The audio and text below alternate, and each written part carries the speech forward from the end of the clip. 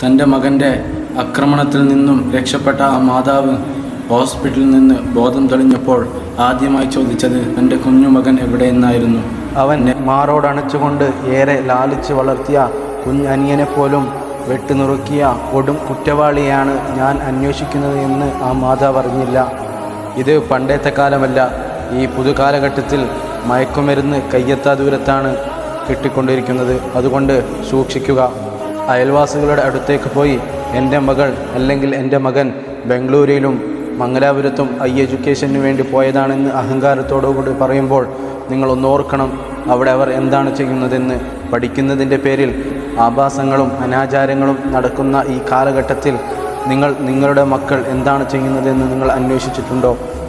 ഏറെ സ്നേഹിച്ച് ലാലിച്ച് ചോദിച്ചതെല്ലാം പെട്ടെന്ന് മേടിച്ചു കൊടുക്കുന്ന നിങ്ങൾ ഒന്നോർക്കണം, അധികമായാൽ അമൃതവും വിഷമാകും.